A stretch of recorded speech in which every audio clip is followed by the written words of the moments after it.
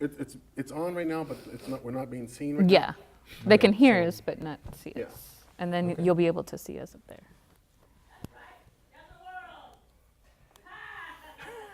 Hey folks, welcome back to a brand new show, the Trailer Park Show, and Nicole Pokey. It's the Trailer Park Show. Woo! Okay, sorry about that. I had to say that.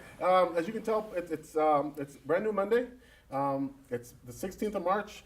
We're missing one guest over here. We'll talk about that in just a little bit. But it's South by Southwest. It's the fun start, I guess, the official start, I guess, if you want it for the fun week. Traffic is a bear. Especially when you have accidents up north and on 35, and then a little bit on the south side. But it's all good. People are having fun. People are drinking. People are talking. Rand Paul was in today to talk about technology and the start of his Rand Pack, which will, I guess, officially mean that he's going to be starting his campaign for president. Did you get to be there? I did. I did get to go. Lucky. There's this, I'll bring something up about that that was kind of weird. But I'm trying to confirm about this. I was always told that he likes to shake hands with everybody. And this time he didn't get a chance to. I'm assuming he was busy, but it was just kind of unique as to who he shook hands with. And I'll post that on Facebook later on tonight. I just need to confirm some stuff and make sure my suspicions are correct. But let's go ahead and introduce who we have. As you can tell, Pokey's not over here. He is currently sitting with the missus. He's learning how to run the boards and make sure that that he's spending quality time with Mrs. Pokey.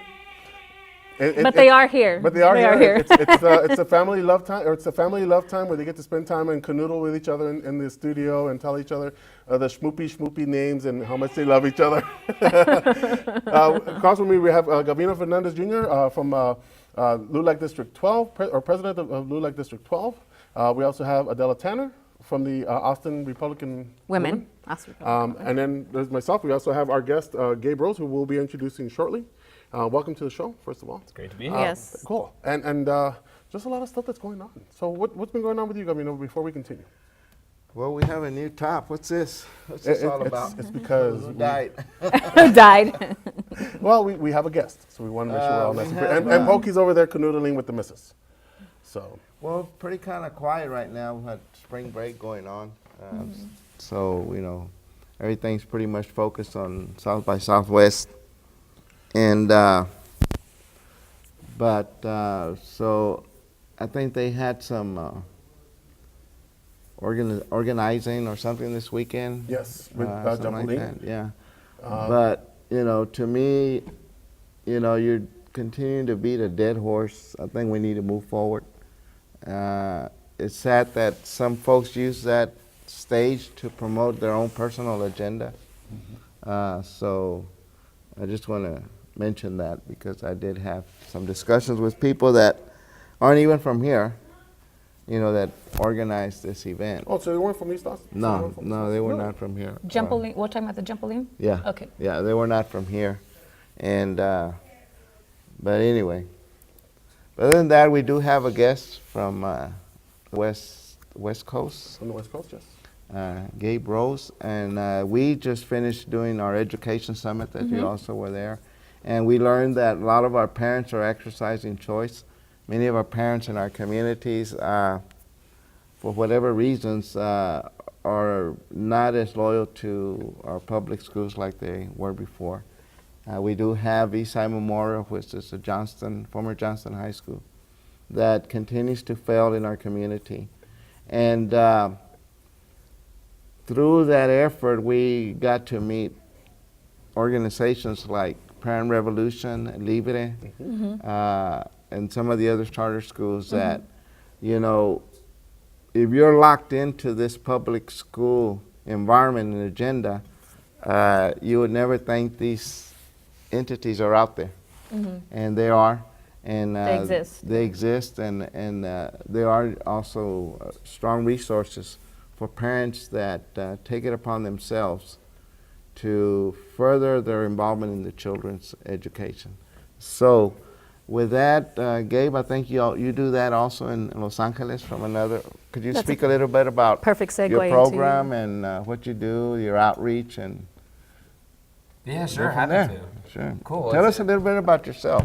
Yeah. where you were born, where you were educated, and Oh, now you're asking for a long story. Yes, we're gonna ask for your bio. It's going to take our whole We're hour. gonna ask for your bio in about 5 seconds. Yeah. About 5 seconds. Or in a 5 second spin. Oh, No, 5 just second kidding. bio. Yeah. The Twitter version. yeah. Exactly. And our show is a pretty laissez-faire format. There's nothing here. And what he just mentioned does put up a perfect segue for you to bring in what you do in your organization, because we did do the school choice, and that is a big thing here in Texas, especially in Texas, because Texas seems to set the politics for the rest of the nation. So, and you're in California, the second most politically charged, that sets legislation for the rest of the state. So by all means, give us your input and your organization's resources. Like he said, these parents are looking for these resources. Guys like this guy has those. So how do we get these two things to Right. mix? Yeah, sure. So I'll try to do the short version and sort of go from there. So I've been with this organization called Parent Revolution for the last 6 years. I mean, just growing up my whole life, I've always just been a lefty activisty guy, which I know puts me on a different side of the political spectrum good. than some folks here. It's all good. But education is a very interesting issue in that It's scrambles the nonpartisan, political- really. Yeah. It should be nonpartisan. Yeah, I mean, we got to. I mean, our ideology is every decision in education needs to be based on needs of kids. Period. That's what we need to make every single decision on. And I think we're unfortunately pretty far from that right now. And our idea for how we get there is, if we want every decision to be made based on the needs of kids, we got to give parents more power. Parents are the only group of people that structurally there's no conflict of interest, right? Like the only thing parents care about. Everyone cares about kids. But the only thing parents care about are their kids getting a good education. So That's a good point. So LA, where I'm from and where we do a lot of our work, where we started, school choice is a big thing in LA. I mean, we have more kids in charter schools, I think, in LAUSD, the school district there, than any other district in the country. Over 140,000 kids. Interesting to know. That's a good. But where we're coming from is, look, school choice is great and important for a bunch of reasons. And if a school's not working for a family, parents got to have options to take the kid to. But we also want families to have, and communities to have options to actually fight to fix their schools. They not have to leave them. If you want to leave them for something better, if you have a better choice, that's fine and that's great.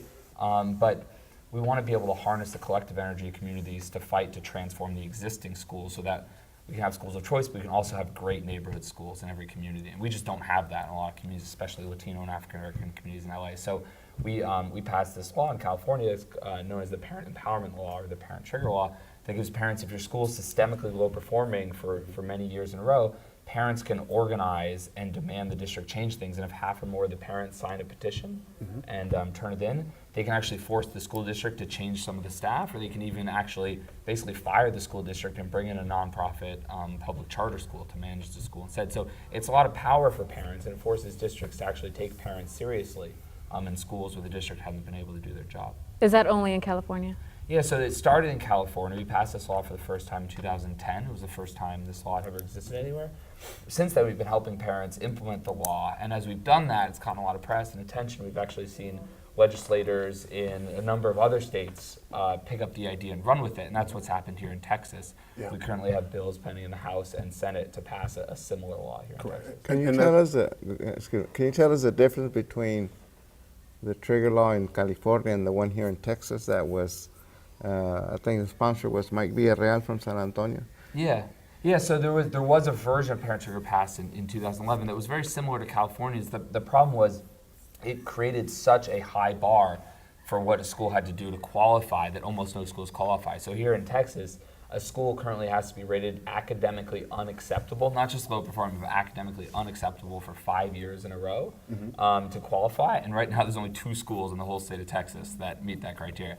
I'm not from Texas. I don't know, there's a lot about the schools I don't know. But I feel like there's probably more than 2 schools in the state of Texas that need a lot of help, that aren't doing well. Oh, absolutely. And so the bill now is to change the window to 2 years. So if a school is rated academically unacceptable for 2 years, parents will be able to take action. If you think about it, that's about half the time a kid is in the school.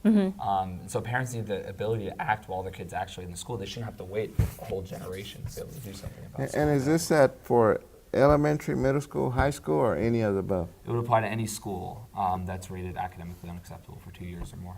So since 2010, is there any sort of research that's followed since 2010 that say parents or legislators, anyone can kind of see that that legislation is working, isn't working, something can be tweaked, something can be added, taken away? Yeah, I mean, I think there's, it's still a new idea, so there's not a lot of research out there. There's 6 schools where we've helped parents to transform their schools in very different ways through this work. And so the schools are still very early in terms of the actual results, but there is actually a research paper coming very soon, actually probably coming out this week from RICAS at the American Enterprise Institute, looking at this subject and how it's been implemented. And I think so far the law is working very well in California. I mean, we've had parents be able to use it to make all sorts of different changes. Some parents wound up wanting a charter school, and they brought it to a charter school. Other parents wanted to use it as leverage to work something out with the district, and they were able to do that. How much of a pushback did you guys have in passing that law in California? Obviously, with many or some of the concerns that come up is people always talking about the teachers union saying we want these changes, or you have individuals that are pro school or pro public education, and they always want the money to stay there. They don't want to make any changes, and they say we want to have, in order to make a fix, throw more money at it. How much of a pushback did you guys get in order to get, before this thing passed, or has there been any pushback? Yeah, no, there's been actually quite a deal. Look, anytime you talk about power, Understandably so, right? yeah. And giving some people more power. In this case, parents, predominantly in low-income and Latino and AfricanAmerican communities. So some of the people that currently have power probably aren't going to like it so much. And to be clear, I consider myself extremely pro-public education. I'm in favor of putting more money into it. I'm in favor. I think we have to find a way to have great public schools for every kid. And I come at this from the perspective of if we want public education to work, we have to actually make it work for all kids, or else parents and families are going to continue to walk away from it. And for me, Parent Trigger and this parent empowerment law, it's about making public schools more public. It's about making them responsive to the communities that they're actually serving. And right now, that's just not the case. Now, I know that there's been misleading attachments to school choice, and that it's a Republican movement. But school choice basically is exercised by people in general, Republicans, Democrats, independent parents, or whatnot. Now, here at the table we have two. We have the Democratic voice, if you will, and my friend over there and my buddy here are the Republican perspective. So just wanted to let folks know that you're not a Republican, you're a Democrat. Well, what you are is a parent advocate, Right. correct? Yeah. But that goes to show that it is not a political Yeah. When it comes to the well-being of the kids and the future of our Right. I guess of our country and the future of our kids and how well they're going to be, political parties should be put aside and then say how we can fix things for the better. Yeah, I mean, I'm constantly dismayed and surprised when I see some of my friends on the left, and I'm a pretty lefty guy,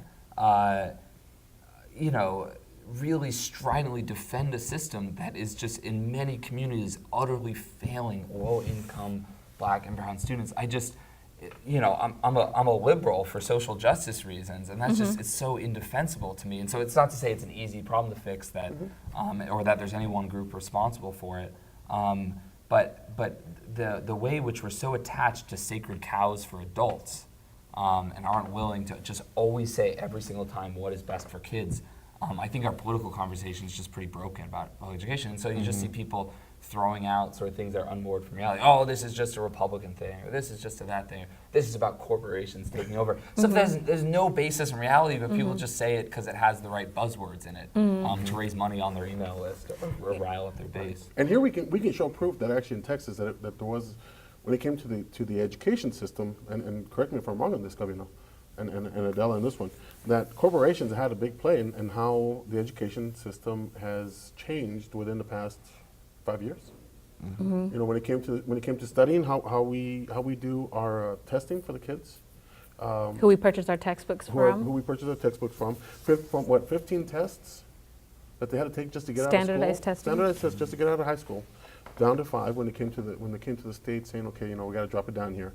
The push for the current House Bill 5, which gives the 2 tracks for the graduation system. So you have people that are ready to go to, or that want to go to college, and then the people that want to start a career off as soon as they get out of high school. That was driven by by corporations because they wanted to get more people on the workforce.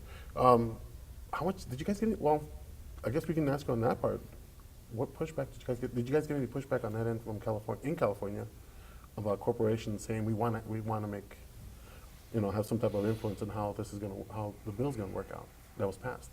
Do corporations have an impact? Not on our work. Obviously, like corporations exist in education because school districts need to buy things, and so oftentimes they buy things from companies. And in certain instances that can be really good, and then like anything, in certain instances it can be not good, depending on what the situation is. But no, in the context of our work, it's just sort of a buzzword that people throw out, corporate reform. To scare people, that again just doesn't really have any mooring. And your organization, and another clarification, does not support vouchers. No, we don't support vouchers. That's another item that is mixed into the conversation of school choice. Now, I do know that the only issue that I have in regarding that particular topic from a outside perspective, I'd say like I mentioned to you in our discussions we have, why should we feel obligated to the public or any system that's failing, and that as taxpayers we should have that flexibility to move around. Now in California, has there been a school or a community that has actually used the trigger and put it into place by using all the tools that it has to create the change that the trigger supposedly is going to deliver? Yeah, and I'll tell maybe one story. Go ahead, share that with us. So there's a school called 24th Street Elementary, which is right near downtown LA, has about 600 kids, 80% Latino, 20% African American, low performing for years and years and years, one of the worst elementary schools in the whole district, and we got like 500 elementary schools in LAUSD, and this was one of the worst.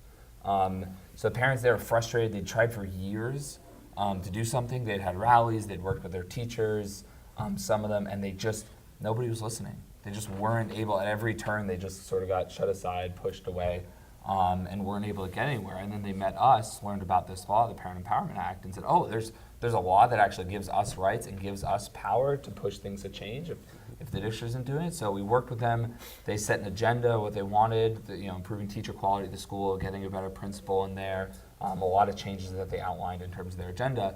They used this law. They gathered signatures from 69% of the parents of the school, so an overwhelming majority of parents of the school were on board.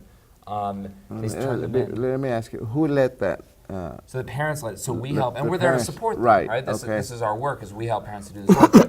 We have parents at every school we work. We help them to form an organization. They usually call it a parents' union. You call it whatever you want. The name's not important, but unions in Texas are a little different. A bit of a different brand Is it self-explanatory, like parents' union, self-explanatory? Yeah, more or less. And so what that looks like is we help parents to recruit membership. So you're not automatically in the parents' union because you're out of school. It's not like a workplace in a place like California. But so parents recruit membership, build an organization from scratch, right, from nothing. So it's a lot of work that they have to do because it's about building power at the end of the day. So this school eventually got a new principal, got a new structure, or the 24 or whatever? Yeah, so at 24th Street, the parents turned in their petitions, and the petitions gave them the right to convert the school to a charter. And so at that point, they really have the district's attention, right? Because if the district loses that school to a charter, district loses control over it, district loses the money that comes to those kids, and so the district is highly incentivized to give the parents what they want. So the parents submitted the petition, they went to the district, they said, look,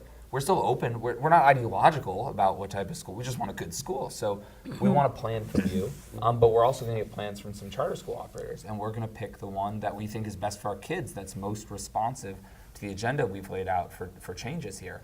And at the end of the day, the parents actually wound up not choosing one of them, but they were torn between the district plan and the charter plan, and they actually got those two entities. And y'all know districts and charters, they usually are on the butt heads, right? They usually see themselves on opposite teams. Right.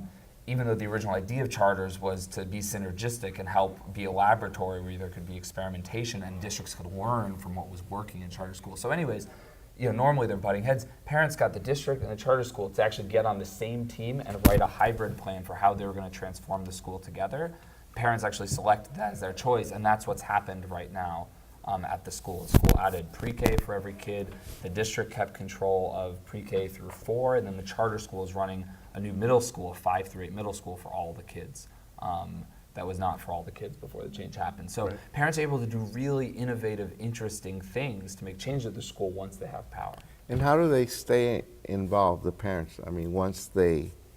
Especially ones that, like you said, y'all don't promote. Are y'all against, or y'all just don't promote vouchers? We don't promote vouchers. It's Okay, not y'all aren't openly like, you know. So we're opposed to vouchers in the context of parent trigger laws, because sometimes people try to use parent empowerment laws, parent trigger laws to bring in vouchers, and that's not what parent empowerment laws are. I guess what I'm trying to clarify is, which is what I kind of asked you earlier, like what kind of advocacy resources do you have for single parents or guardians, foster parents that may not be mom or dad, or maybe mom is grandma, and then there lies a lot of legislative red tape when it comes to, well, then you have to go into explaining, well, this is really my grandchild, but I adopted her. Right. Do you still offer help to, because on the east side, we have a lot of those students. I don't know what it's like on east side of California, but here, and I think both of you can agree, the grandparents and we have a lot, and brothers, and even in some cases brothers and sisters are raising the kids. Yeah. Yes. So, and in some of the schools, that if you ever have a chance to visit some of our East Austin schools, they have, some of them are already parents at 15 years old. Yeah. And so does your advocacy group also reach out to those young parents? Yeah, we reach out to all parents, and the communities we work in are tough communities, are communities with a lot of need. And so we have a lot of non-traditional guardians that we work with. And we have to work with everyone, because we really see, so even parents that have tough situations, are single parents, are working 2 jobs, we know there's so much talent and so much potential there if we believe in parents and invest in them to create change. So yeah, we have a lot of parents, either leadership of these parents' unions or members that are non-traditional guardians, or maybe foster parents or grandparents. It's a situation we encounter a lot. And there's additional barriers, right, as you're saying, to them being able to get involved, to them becoming leaders in their community. But and there's a lot of time involved, and everyone invests differently. Like, some people become leaders of this effort. They're putting in 10, 15, 20 hours a week into leading this movement, right? Yeah. That's not going to be for everyone, right? Some people come to every weekly membership meeting, some people can't make it, but you can still be a member and be a part of an organization, even if you don't have, even if you just have a little bit of time every week or every month. Yeah, especially with social media. A lot of social media, I'm assuming y'all have a Facebook page, Twitter, stuff. That's a really good way to also plug into some of those resources that you want to get to really quickly, especially for younger parents like myself who like convenience of an app. Yeah, and that's something we, and I think everyone needs to do better on, is leveraging technology, and so are all the tools available to engage parents. A lot of times people see parents not engaged in the school system, and they just blame the parents. Oh, there's something wrong with them, or oh, they don't care. And then about the parents kids. blame the administration. Right, and so everyone's like this. Fingers, and it's everyone's so interesting like how people how quickly people jump to the conclusion that parents in some communities, and they're usually talking about African-American, Latino communities, they don't care about their kids. And I can kind of give you an idea of why. In a lot of cases, and this is just basically me growing up with my daughter. As I told you before, and I've told everybody on TV here, I've raised my daughter since she was 4. She's graduating from high school this year and all that fun stuff. And I've had some support along the way. However, in the process, you get to see some of the parents that are out there, and some of them just basically say, okay, here you go, thanks a lot, I'm out of here, and do whatever. And when you talk to the parents, you can see that. And when you see the kids, and you talk to the kid, or you talk to the parents, you can see that whole identification. So that stereotype, the perception becomes reality in a lot of cases, and regardless of whether it's true or not, if you see that more often than not, then you're like, okay, well, what are you going to do with those parents, and how do we get those parents to become more active? How do we get them to say, okay, maybe it's time for a change? Or who do we talk to in that family to say, do something? I mean, it would probably literally take almost door to door kind of, because people need to understand at a very minute level how important this stuff is in order to understand what school choice is, in order to understand AISD or public school systems and what the difference is and what a voucher is. Some people, it may be a language barrier. That we had a lot of Spanish speakers at our East Austin Summit parent empowerment summit, and so language was a barrier. Is that one of the things that you guys? Oh, I would totally. assuming so. But just to be clear, language is a barrier even for people who speak perfect English. I don't know Yeah. if you've ever been to education. Yeah, yeah. There are so many acronyms, your head is spinning, and if you don't do this like as a professional, or as a Yeah. highly engaged volunteer, you know what the heck And if, anyone's or even talking if you don't about. know the difference between voucher, private, charter, public, if you don't know even these things, because I self-admittedly do not know the basic intricacies of all of them. You know, I would need to sit down and learn all of them. So, do you help educate people, kind of on a very basic level? Yeah. Yeah, no, that's part of the work, and as you guys again, you're absolutely right on the door-to-door stuff. I mean, it takes time. You have to invest in people and invest in communities, and And so you have to make them want your advocacy, because what you're doing is great, but you have to make it relevant to a person that does, you know, not to say anything against your politics, but for someone that is for vouchers, I would love for your efforts to still help someone that may like vouchers, Sure. and you still take them in, and you know, even if you don't accept vouchers, but like you No, said, give this people is tools a and nonpartisan information. thing. This is supposed to be nonpartisan. So you may not agree with vouchers, but they may need help with, you know, they have a dyslexic 5-year-old and, you know, an ADD or ADHD 12-year-old. I'm assuming you have resources for that, right, that you could help Yeah. with. Okay, so see, that was what I meant. That there's a very diverse variety of needs. I mean, I think at the end of the day, from our perspective, it's about people having hope. It's about people having hope that if they invest time and a belief that if they invest time and they invest time with their neighbors and their community, something will change. I mean, people who've been generally ill-served by the system or Yeah. by any system, they just develop a sense of like, what Yeah, am like, I going to do, right? I give Why would I up. put all this Yeah. time and energy into something that's not actually going to matter? And so it helps people a lot of times. People get that first victory, you know, that one extra resource that they wanted for their 5-year-old that's dyslexic, or they're able to, you know, Yeah. keep the library open 15 minutes longer at the school. I mean, that's not going to change everything. That's not going to address all the issues. But when people get those small wins, they get that sense of like, oh, I actually can do something. My voice and my voice is stronger when I stand up with the rest of the community. And so we a lot of times try to help people to get those small victories first, so that they can see that pattern and then get more invested in And some creating people change. have never even had that first taste of victory. yeah. Some people have never had it, and that's all they need is that one taste, a drop of what it tastes like. What type of follow-up do you do, or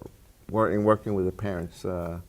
What's your approach? Like, are you there like a year or less, or is it an ongoing It's ongoing, partnership and yeah. relationship? It's just It it's just ongoing, grows on, yeah. yeah. And you know, anytime you're organizing, your goal at the end of the day is to organize yourself out of a job, Right. Because we're trying to build power and build organizations that can stand on their own 2 feet without our help. That's the long view, right? And so we'd love to be able to, over time, and this is what we do over time, step back a little bit, not because we're not investing in the community, but because at the end of the day, there's only there's only 20, 25 of us that work at our organization. Right. There's, you know, 1,000 schools in California that are low performing, so we can't make an impact unless we're helping people lead their own fights.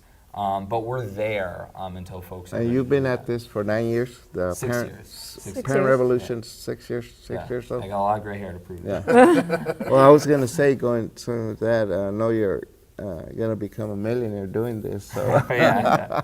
Like all the rest of us corporate education reforms. so in our discussions that we had earlier, I did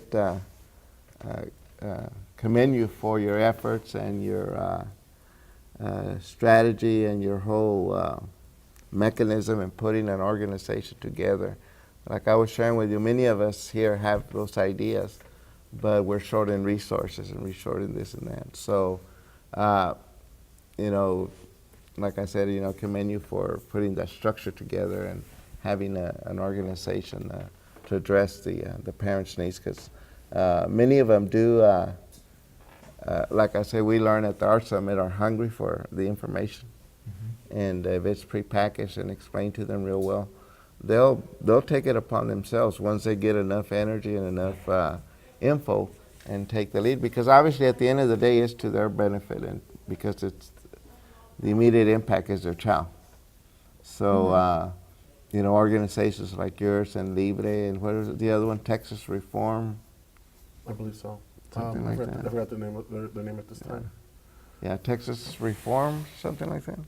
I'm pretty sure Pokey will be texting me the name. but Texans for Live Education right now. Texas Yeah, for I'm kidding. education reform, and I know that here in Texas, the Bushes are very strongly focused on education, and do a lot of efforts in that. Now, on going back to the vouchers, like I personally I support the vouchers, but LULAC as an organization does not. So we still have to do some work on that. But I do support it because, again, I think that in order for it to be equal in access of education, those that do not use it, they go to private schools, they fund, and they take their kids to better education systems. So those of us that don't have those financial resources should not be denied that opportunity because, they come from poor community. So, and I think that like in our community, we see a lot of that, a lot of parents, especially people from Mexico that have children here in their schools. I mean, to them, there's no loyalty to begin with because they've never known any of our structures. Mm-hmm. So they've been exercising more of their school choice that we have. Yeah, and that's why I and we are such strong supporters of charter schools because we believe parents need to have access to choice, and charter schools do it in a way where it's required to be free. I mean, it's required to be a public school, but it's a public school of choice, so it's required to be free. It's required to accept every student, which is different than how most voucher programs that I know of work. But I think it's a really difficult issue and a complicated, nuanced issue. I think all these things in education, people make them out to be so black and white. Oh, this thing is good and this idea is horrible. And there are good ideas and horrible ideas, no doubt. And I think the Parent Empowerment Act is a great idea. But people really vilify a lot of ideas out of sort of a strong ideological perspective rather than let's really sit down and think about how this could work and think about what's best for kids. Because that knee-jerk reaction, I think, isn't healthy. I think we need to discuss these issues based on the actual merits rather than the buzzword of the day. Right. Or because candidate so-and-so is supporting this bill, they'll support it because they support that person's overall political ideology. Right. They may not like that portion, but they'll still vote for that person, even though they don't agree with, their views on education. Yeah. And speaking of legislation, one of the things I wanted to ask was, in your own mind, I don't know how, are you very kind of keen on Texas legislation? A little bit. School, okay. Well, I Bills guess I'm working on, I'm working on. since you're from California, as far as education, what in terms of Texas is so pertinent that's actually reaching places like California, as far as legislation like House Bill 5. If you could give us a breakdown on that, Governor, House Bill 5. And correct me if I'm wrong on this part. House Bill 5 basically gives gives schools a two pathway for students, or gives students a choice of how they're going to graduate. You're either going to have an education process that will get them to go to college, or get them an education process that will get them, and these are for the high school diplomas. You get the diploma that will allow you to get into college a lot easier, and then you have the education process that will allow you to graduate from high school. But essentially, you're not right there to be able to enroll into college, because you may be missing a couple of classes that may be necessary or classes that colleges may think are necessary. So they give you an opportunity to learn a trade. So it can be any of the trades that are out there that people can, as soon as they get out, they can start going to work. A lot of the public schools right now are opting the kids into the college course track, especially in the public school system. And then once they figure out that if the child is not able to run the track to go to college, then they give them that option. So it's never going to be split. You're going to go one way, and then you're going to go one direction, and if it doesn't work out, then you move into the other direction. And that's kind of basically what House Bill 5 will tell you, or that's kind of how it works out. Yeah, I mean, I don't know enough of the details to have an opinion about House Bill 5 at all. I'll tell you, in California, we worked with a lot of organizations, done advocacy around college access and college curriculum, and I think most of those organizations, and ours as well, believe it shouldn't be an either or. I mean, and this is the context that I understand in California, but we think all kids have a right to access to college prep type curriculum, not because everyone's going to go to college. I mean, we do need a lot more people going to college, and especially from the communities that we're working in, which have the first effort we ever had in terms of using this parent empowerment law was in Compton, and we were working there and found out that 2% of the kids in Compton that were in school graduated eligible to apply to public universities. Not even getting, just 2% were even eligible to apply, 2 of every 100 kids. So that's a crisis, if you ask me. Yeah, that And is. so we need to pushing a lot harder on college readiness. When you see throughout the country communities that have these type of academic challenges, do you see it, where do you see that result being there? I mean, let me show what I'm saying. I say in some places, some people could say it's a conspiracy to make sure that certain people in certain communities don't get educated, and therefore you present all these obstacles or all these short of resources. But it's not unique to one community. You find them throughout the whole country, and those are the ones that I guess the smaller communities, less educated, become more vulnerable to systems that,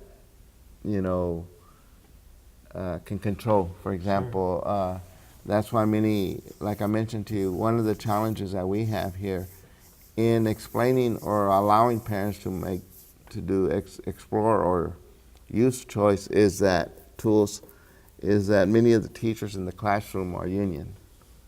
And they have a lot of influence with a parent, and kind of keeps them. Well, obviously the teachers are going to preach that they remain in a public school. So, how did y'all deal with that issue in California, in LA, in the schools that you were working with?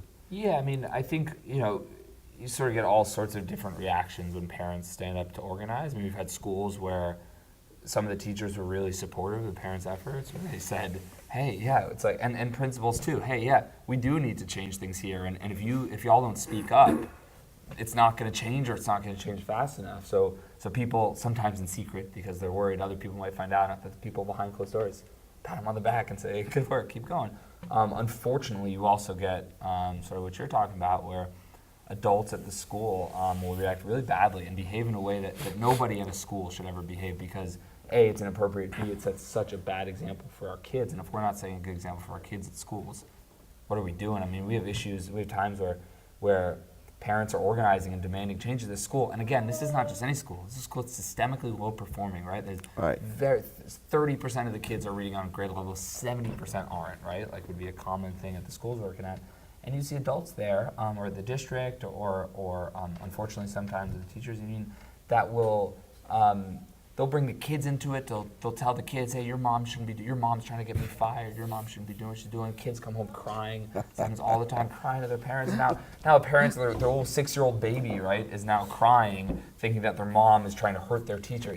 It's so, people using people's immigration status against them. I mean, it's so beyond the pale inappropriate. It's not everyone, but it's a slice of people doing this, and it's shameful. And we've had to write into the regulations that you're not allowed to harass or intimidate parents. And people still do it, and it's like, how do we find ourselves in a place where we have to tell people, don't harass and intimidate the parents whose children attend your school? But remind you of any schools? Remind you of any schools around here? That sounds like there's something in common y'all face. Do y'all have a spectrum wide enough to help those that are pro school choice and those that are, gosh, this question escapes me right now. It's pro school choice and those that are, I totally forgot what I was going to say. Public school supporters? No, there was a train of thought I had that I totally lost on. School choice, anyway. We'll come back to me. We'll come back to me. Well, tell us, we got some time here. So tell us a little bit, how did you get involved with Parent Revolution? Yeah, so well, if you want to go back to the original bio question, so I was born in New Haven. I was telling Gavino about this. Since Gavino didn't want to let us hear the story about them. I know. And New Haven in Connecticut, it's an interesting community. It's a very sort of mixed community income-wise, and has a lot of challenges that a lot of sort of low-income communities have. And so the school that I was sort of down the street from my house, my public elementary school, was a very, very low performing school. And most people in the neighborhood that had means, middle class families, had taken their kids out and found a magnet school, a private school. I think there weren't really charter schools back then. But my mom was she was dedicated to public education, and she was dedicated to fixing that school one way or another. So she sent me and my brother there, and it wasn't always easy. Like, there were real downsides to that. But she worked with other families in the community and made sure that, my brother and I got the resources we need, and fought to change the school, not just for us, but for all the kids. And eventually that school went from being the lowest performing school in the city that nobody would send their kids to actually right now it's a school. I was back there a year ago, and someone told me it's a school with the longest wait list in the city. Wow. It's a really high performing K magnet that's been able to attract in a lot of new families, but still really well served families coming from lower income communities. So I just grew up with that sort of stuff, like watching that and learning from that, and sort of like admiring my mom doing that work. So when I heard about Parent Revolution, I just met them through a friend, and I just knew, like, this is the type of work I need to be doing. I just got involved, started volunteering, and eventually turned into a full-time job, and all this gray hair. It usually happens. It happens. Yeah. Trust me. Sooner or later. Yes, exactly. So now here in Austin, you're here working with the legislature, Yeah. trying to, I guess, support some of the changes that are going on with the education bills Yeah. that are out there. So. Specifically, the bill is to create a similar Parent Empowerment Act here in Texas. So, working with some legislators that have sponsored bills, HB 1727 and SB 14 are the two bills, the Parent Empowerment bills here. We actually have a big lobby day tomorrow at the Capitol if y'all want to come out. I think we can. What was it, HB 17 and? So HB 1727 and SB 14 are the two bills that would create the Parent Empowerment Act here in Texas that parents could actually use. We're working with a lot of community groups in Houston. We've got the Greater Houston Partnership, which is like the sort of chamber group there. We've got a coalition of AfricanAmerican pastors that between them represent over 40,000 congregants. We've got organizations like Family Empowered. We've got parents coming from Dallas tomorrow, folks in San Antonio. So tomorrow morning, people waking up early from a few different cities and taking the bus here to speak to legislators. And so working with a lot of those parents and community leaders to just speak up and say, hey, we're from these communities. We know these schools. Our kids go to these schools. Our neighbor kids go to these schools. And we want more power. We want parents to have more power to do something about unacceptable. So are they here to lobby on these two bills? Yeah, on those two bills coming tomorrow. And it's the parents, correct? The- Lobbying? Yeah. So is this a revised bill or an amendment to the current bill? There'll be amendments to the bill that was passed in 2011. Oh, okay, and then one of them is the 2 years. Any Yeah. other changes that they'll be making to this that are proposed? I think there might be some other small tweaks, but laying out The some major of the one rules is the 2 years. for how the actual petition will work, at least in the Senate bill currently does that. But the big change is right now, because of the way the law was written, either intentionally or unintentionally, only 2 schools in the whole state qualify. Right. The new bill would bring it up to closer to 300. Because So- correct me if I'm wrong Oh, on this wow. part. Yeah, because 2 to 300, that's a There's a lot of lot. loopholes. There was a lot of loopholes that allowed public schools to go ahead and just put and I think we talked about this at one point, Governor, where I guess there's a lot of loopholes in there that the public schools can just say, we're putting a stop on it and off it goes. Is that correct? Where I guess the loopholes that they have right now in the current bill. You mean the trigger bill? Yeah. The current trigger bill? Correct. In Texas? Yes. Yeah. Yeah, I mean, I think there's a reason there's only 2 schools that qualify. Is what it is. Well, This you is know, not working. the other thing that I mentioned to Gabe, and like I mentioned to Villarreal way back in the day, well, really, it was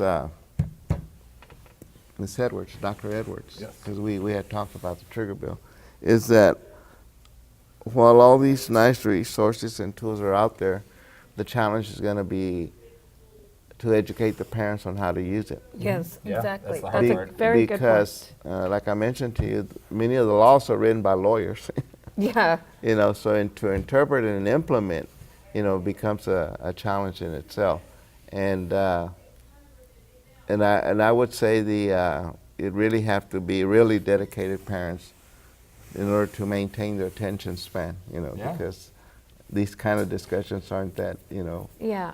And how do you guys keep up? How do you keep the momentum going for you guys? I mean, like you Yeah. said, not every parent has the time to stop and research, HB 1727. What do you guys do? Do y'all do like workshops? Do you give a synopsis, a newsletter?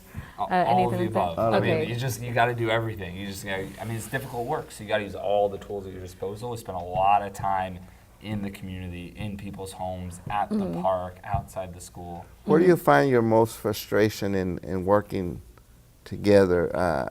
The administration, the parents, the business community? It's different. I wouldn't say one group. I think my biggest frustration overall is the defensiveness that we find in the education Protectiveness, the space. protection. This sort of idea that if you criticize how this school is doing or how this district is doing, you're personally offending me, or you're saying I'm a bad person, or who are you to criticize? Yeah. You're not an expert, you're just a parent, right? It's all defensiveness when anyone can look at the data and see we can do better, and we have to do better. I mean, who could look at numbers like 2% of kids eligible to apply for college and say, no problems here, Yeah. But the system, rather than saying, thank you for coming to us with this problem, it's a difficult problem to solve, we're not going to solve it tomorrow, but we want to work with you on it. Instead of saying that, people say, no, go away, don't look, Or they don't look don't, over here, or look they somewhere don't else, open the you know? door at That all. one here Or in yeah, Austin, have we? right, exactly. Or they slam it shut. Yeah. immediately. We've never heard that in Austin here. Like, no. They never No. said no. They've never slammed the door on us over here in Austin. Right? It's just remarkable. It's like these are people's children. This is their education, which is one of the most important things, if not the most important thing, determining their future. We know the system isn't serving them well. Yeah. And instead of embracing people that are saying we need to do things differently, you don't have to agree with them on everything, but bring them in and say, okay, let's work. And that's where we've had our greatest success in campaigns, is where parents establish that they have power, and people in the district say, okay, we didn't necessarily want to do this, but you're right, we got to change, so we'll work with you. Any point in time where you just said, you know what, I'm out of here. No, I'm so, it's so, because certain people just won't get it, if you will, I mean, not every school, we don't succeed at every school. I mean, it's really difficult work, and so so it's not like every school we start at turns into Right, like a yeah. perfect campaign or everything gets fixed at the school. It's the thing with education, we all have to be in it for the long haul. I think in education, a lot of people in a lot of sectors, people show up, work for a few years, get really burned out, whether it's as a teacher or doing this organizing work, because it's hard, it's emotionally draining, so people sort of cycle in and out. But this is a 10, 20, 30 year project we got here. We gotta Do y'all keep put showing out up. an annual report, or do y'all put out, how do you measure your success, or how do you follow? Do you track as well? Yeah, like the Yeah. report cards I was telling you about. Yeah, I mean, at the end of the day, success is the students have better schools to go to, period. Our outcomes better for students. See, we're still pretty early on, so the 6 schools we worked at, they're all in either their first or second year of sort of under the changes that parents were able to sort of help make. And testing was suspended in California, so we actually don't have nearly as much data as we would like. We have actually almost no data in terms of actually evaluating how the schools have done because of the change. So it's a question we just haven't put enough time into in terms of the nuances of how we evaluate our success. We know things like English language proficiency and math proficiency and reducing suspensions for kids and increasing attendance and increasing teacher attendance. We know some of the metrics, but we don't have, we still have some work to do in terms of figuring out exactly how we measure success. But at the end of the day, it's got to be scores improving at school and sort of culture and safety improving at schools, or else we all need to go find another line of work. We just have all ourselves accountable. Like, if we're not, it's not going to happen in a year, it might not happen in 2 years, but over time, if we're not having a positive impact on results for kids, we got to try it a different way. Do y'all support organizations like Watchdogs and other sort of parent-based organizations that are there for mentoring students on that level? I mean, I know that y'all's primary focus is parents, but as parents, and parents being the first teacher, how do you guys offer do y'all support things like Watchdogs? I'm not sure if you're familiar No, with I'm not Watchdogs. familiar. My husband's actually a watchdog. It is men that are willing to volunteer their time within the school. They pass a background test, everything like that.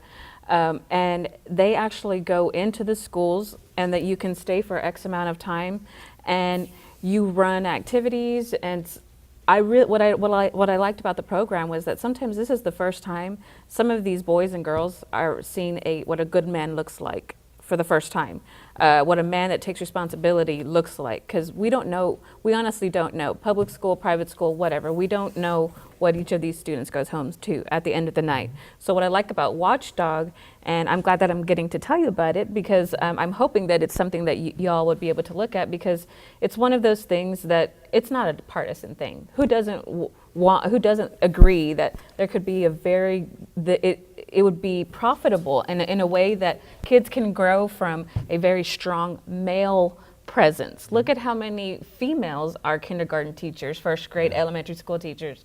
It takes the dads of these students to come in and be these watchdogs for these children that may not experience a good father, or don't have a dad, or are being raised in, like I said, the foster system or something. So I love that program, and I really hope that California has something like that, the Watchdog program. Is that a local, state, or? I know that it's across Texas. I can't speak for California, but if not, it seems having you as our guest today, I hope shows that Republicans and Democrats can come to the table and talk about things that are so close to home. We have to let them not be so partisan, because we can't look at D's and R's when we're talking about what's best for our kid, because like you said, who are you to tell me about what's going to be best for my kids, and who am I to tell you where your kids should go to school? And like you said, you're far left, I'm a Republican, but we have sat here and had a civil conversation about all these things, about the Watchdog program, but because I love that your organization is giving power to parents, when at a time, politically speaking, a lot of us don't feel like there is something we can do. So to have this kind of advocacy group for loose parents that are just looking for something, we have kind of the same idea, but we just kind of need to march to the beat of some drum. And it seems like you guys are creating a sort of cohesion, I would say, with your nonprofit, right? Am I correct if I'm wrong? Yeah, we're trying to, and mentor programs, those are really important. There's a lot. Think about education, there's so many issues, there's so much that has to change, there's so many different angles people need to come at. Our angle isn't the best angle, the only angle is we have our way of doing it, and we're doing it. There's not too many other people doing it this way, so we think we're adding a lot of value, but there's all these partners doing the work in different ways, and it's enormously important. There's a bunch of different ways that come out, sort of the parent piece, and then with teachers, and then with school leadership, and then with district leadership. There's so much work and mentoring and advocacy done, and we celebrate all of it because it's all important. And I think one of the things that we need to continue to educate people in our community, the importance of control, because that's basically what you're doing in educating the parents and training the parents. Giving the parents control. Giving the parents control, which should be there to begin with. The parents are the customers to the And I don't even think we realized we lost it. Yeah. I don't even think we realized we lost control. Because many times, like you mentioned, the way a lot of our parents are treated when they arrive at school, especially less educated parents, many times the teachers take advantage of that, the vulnerability, and some of them, unfortunately, it's an 8 to 4 or 8 to 5 job and they go home. Whereas in other communities, maybe like in their own communities, they do it different, because when they teach their children, it's a totally different ballgame, as opposed to when they're teaching other children because they're getting paid. The focus and attention is different. Yeah, but people in wealthier communities have a level of power, right? When it comes to schools, when it comes to a lot of other things. That people in lower communities just normally don't have. And at the end of the day, sort of what we're helping teach people is about power and what it is and how to get more of it, not just for the sake of having power and not any one individual, but collectively. How can we help these communities have more power to not be taken advantage of and to advocate for the interests of their kids? Can you speak a little bit more in details about tomorrow, what's going to happen tomorrow, just in case some people are interested out there who have nothing to do, want to get involved in? I have tomorrow off, so I'm going to be definitely good. going. Oh, great! It'd be great to have you. So we're going to be out. We're going to be out in the Capitol. What time does it start? So 11 a.m. We're going to have a little rally.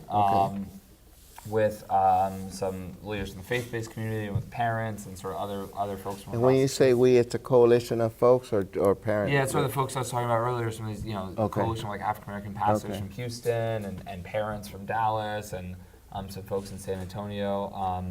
We'll be coming out there, rally on the South Steps, South Steps. from probably 11 to 11:30, and then gonna have lunch, and then in the afternoon gonna be doing legislative lobby visits. We talk to lawmakers about the idea of parent empowerment. Do you know which Explain to lawmakers them. you'll be talking to? I think we're talking to over 20. Okay. So we're gonna sort of split up and go talk to a whole bunch of different folks. So who else is, you also have other people from California here or just you?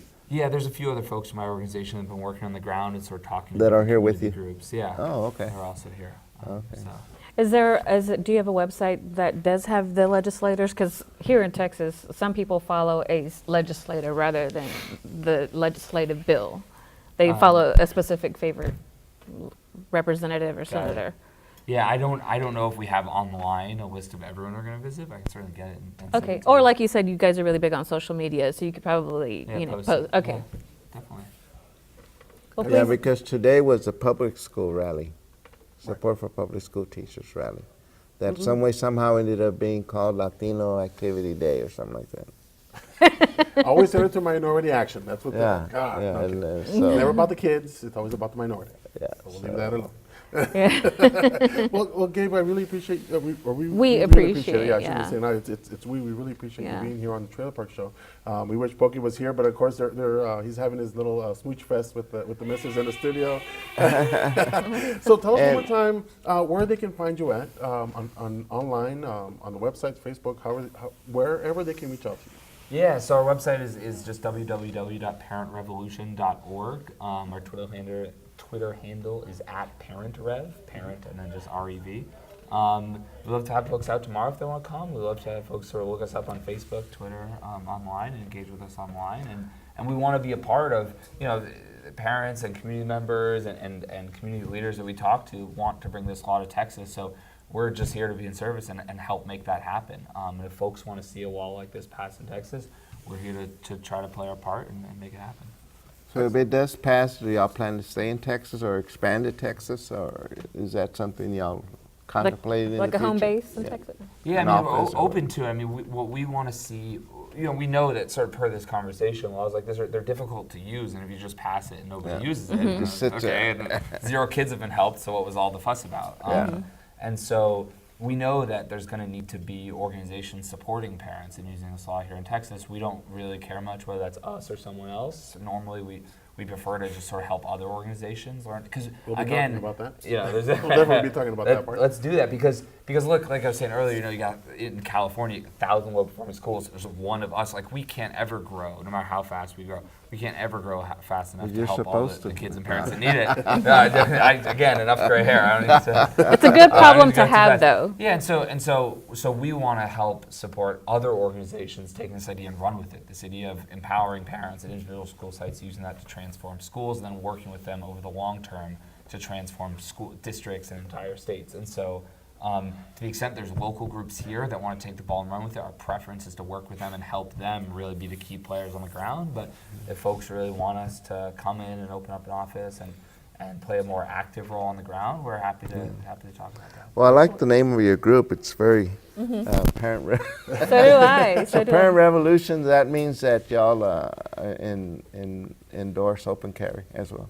Yeah. And And we'll leave that one alone. no comment. And we have about 30 seconds left on the show. We want to thank everybody Well, for being thank here on you. the show. We want to thank Gabe Rose from Parent Revolution. We want to thank Adela Tanner and also Gavino Fernandez to be here on the show. Pokey, thanks a lot for allowing us to take time and take your space. Thank you for not being out here today. And also we want to thank Michael Cargill from Come and Talk It. Shows on every Sunday from 4 to 5:30. And we will see you guys next week with a brand new show. How's that?